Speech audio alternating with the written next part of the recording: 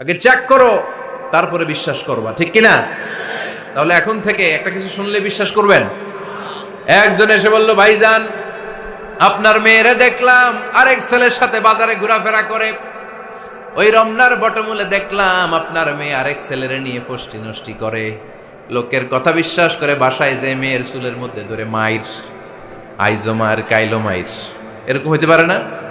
হয়তো ওই লোক আপনার মেয়ের মতো দেখতে আরেক মেয়েকে দেখছিল। এরকম হয় কিনা সমাজে? একজন এসে বললো, ভাই আপনি এখানে ভাবিরে তো দেখলাম ওই জায়গায় আরেক লোকের সাথে ঘোরাফেরা করতেছে, খবর রাখেন না বাসা? আপনি রেগে মেগে, ঘটনা কি? আমার খেয়ে আমার পরে আরেকজনের সাথে, যে এই বাড়িতে যে মায়ের, কোনো কথা নেই।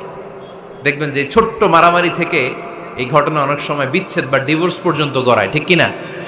ওই যে শোনা কথায় কান দিচ্ছেন, ফাতা ভাইয়ন, আপনি চেক করেন নাই। হয়তো আপনার স্ত্রীর মতো দেখতে বা আপনার স্ত্রী যে জামা পরে, যে পোশাক পরে, এরকম পোশাক পরে আরেক নারীকে দেখছে, আপনার বউ না এটা।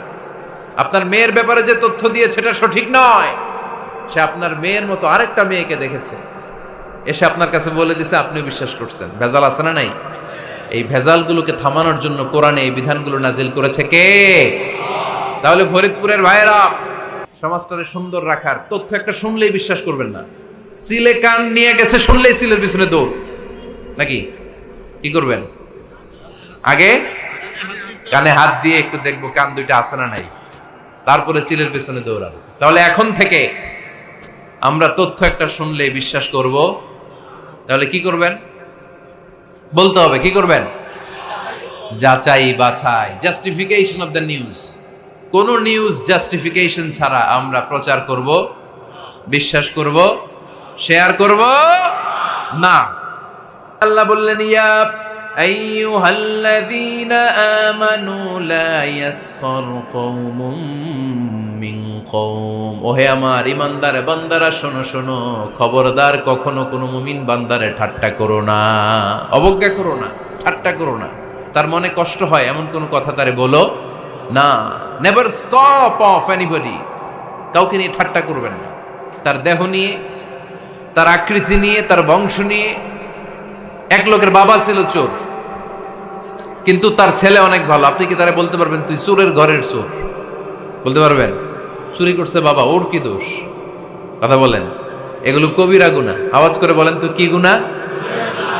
কবিরা গুনাহ। কারো আকৃতি নিয়ে, আমার ফরিদপুরের কলিজার টুকরা যুবক ভাইরা, কারো আকৃতি নিয়ে কখনো অবজ্ঞা করবে না, তুচ্ছ জ্ঞান করবে না। এটা কবিরা গুনাহ, এটা আল্লাহ খুব অপছন্দ করেন। এর কারণ আকৃতিটা আমাদের হাতে নাই। আমাদের কারো নাক লম্বা, কারো খাটো, আমরা কেউ কালো, কেউ সাদা, আমরা কেউ স্মার্ট, কেউ অন্যরকম। তো এই যে আমাদের এক এক ধরনের আকৃতি, এটা কি আমি বানাইছি? আপনি বানাইছেন? দিছে কে? এই জন্য কারো দেহের গঠন নিয়ে যদি আপনি অবজ্ঞা করেন, এটা প্রক্ষান্তরে আপনি স্রষ্টাকে নিয়ে অবজ্ঞা করলেন। কারো দেহের আকৃতি নিয়ে যদি আপনি তুচ্ছ করেন, তাকে তুচ্ছ করেননি, আমার রবকে আপনি তুচ্ছ করেছেন। চিল্লায় বলেন ঠিক কিনা? খবরদার, তুই কালু, তুই লম্বু, তুই মোটু, তুই কানা, তুই রোহিঙ্গা,